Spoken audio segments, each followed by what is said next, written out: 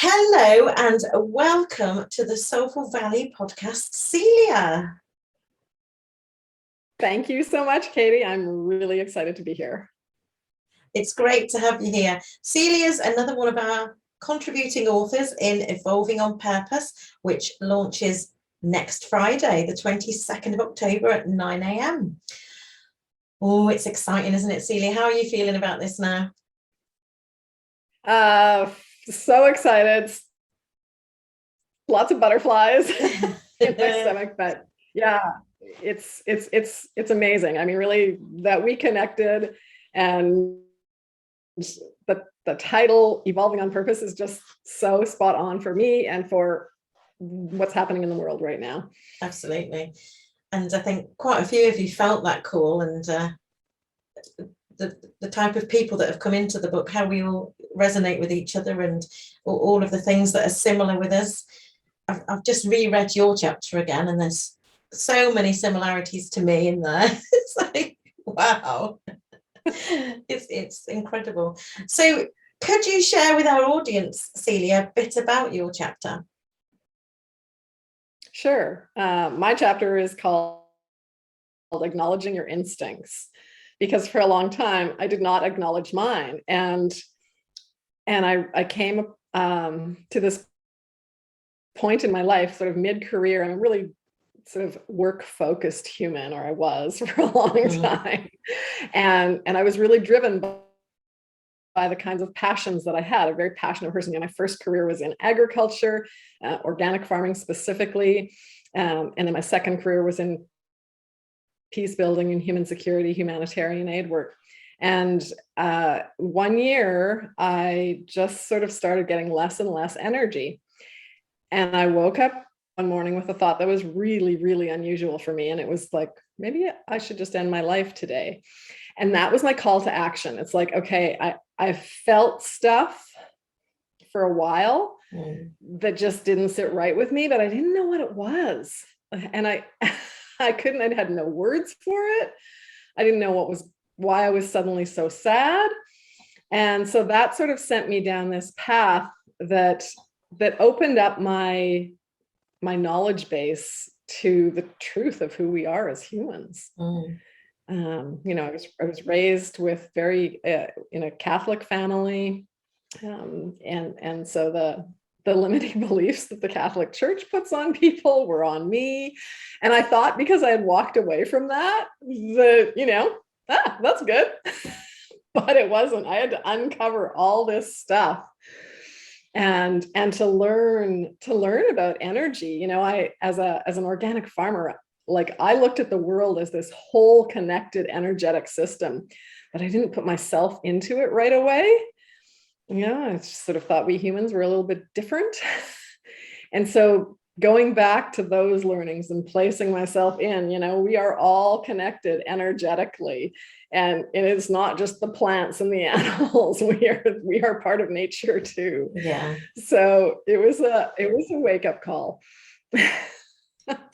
I resonate, because I had a Catholic background myself in early childhood, and I had this thing going on where I was unconditionally loving to everybody around me, but not me.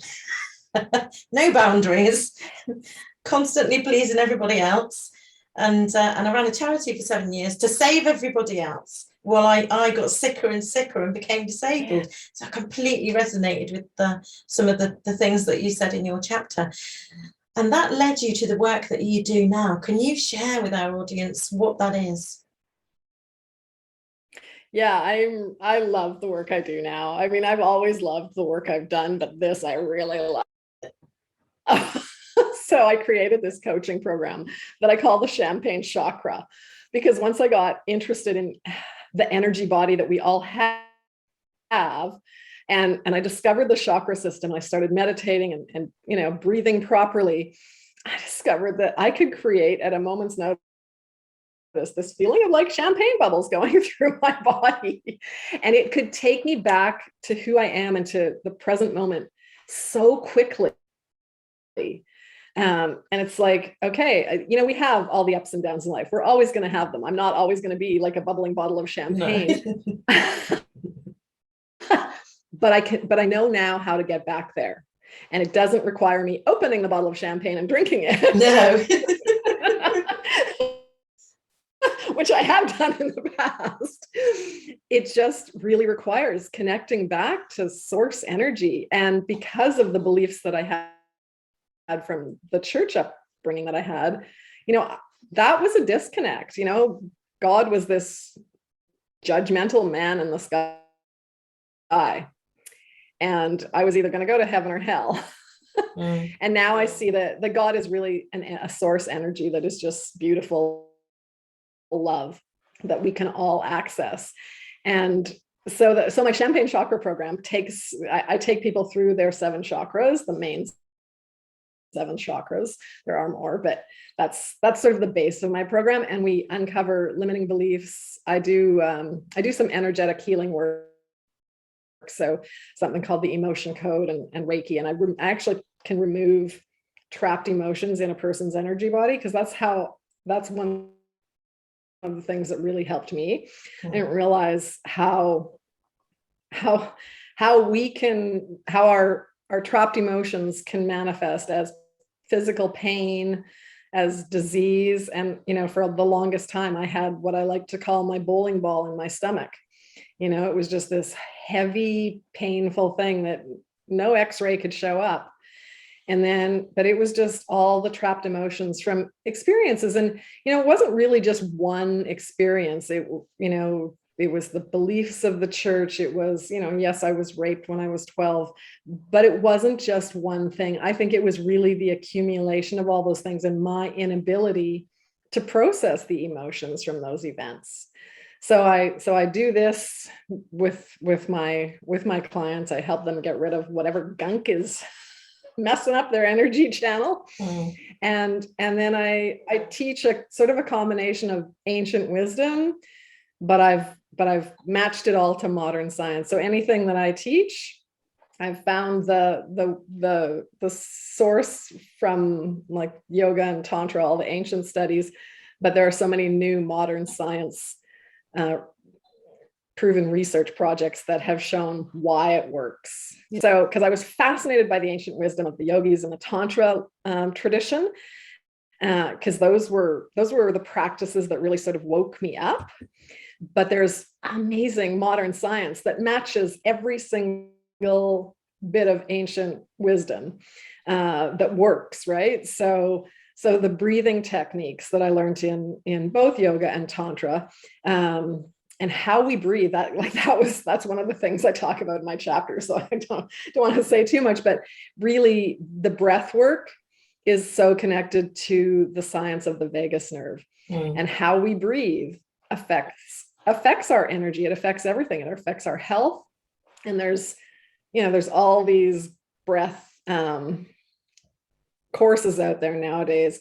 And there's a lot of different kinds of breaths you can do, but the basic one that everybody needs to do is to just breathe deeply and slowly, and 5 seconds inhale and a 5-second exhale. You don't need a longer exhale. That's been proven to not be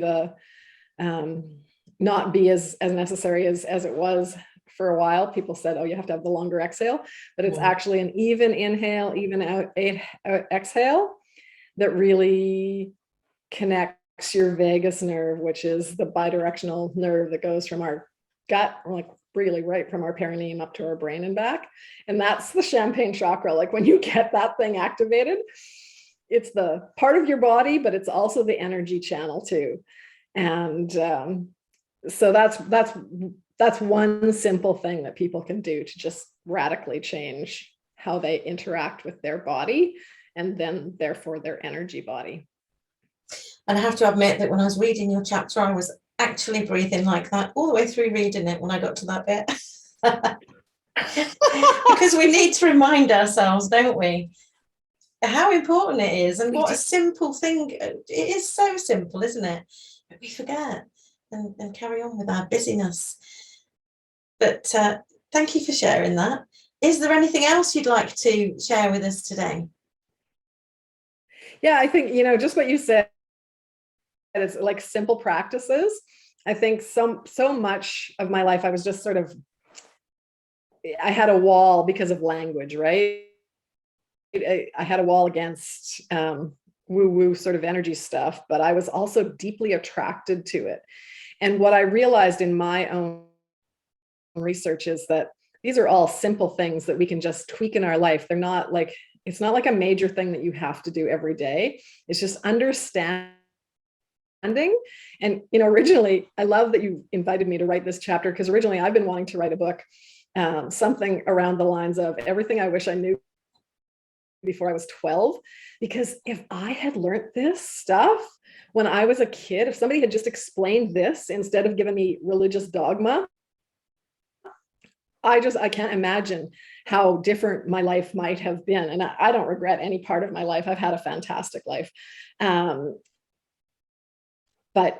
the things that I could have understood, like if I could have gotten to my instincts, I would have known, I would have known how to handle difficult situations so much better. And I think that this is a gift that we can give to all young people. Absolutely. I work a lot with women and teenagers, but this kind of work is for everybody, every human. It's like basically handing them, here's your human manual. This is what we needed. This is what we needed. It's here now. Some of us are in our 50s now, and it might be, but at least we can live out the rest of our lives quite with a bit more ease and joy. Precisely. Where can our listeners find you if they want to come and to connect with you, Celia, apart from, of course, in the Evolving on Purpose launch group for the book? Where else can they find you?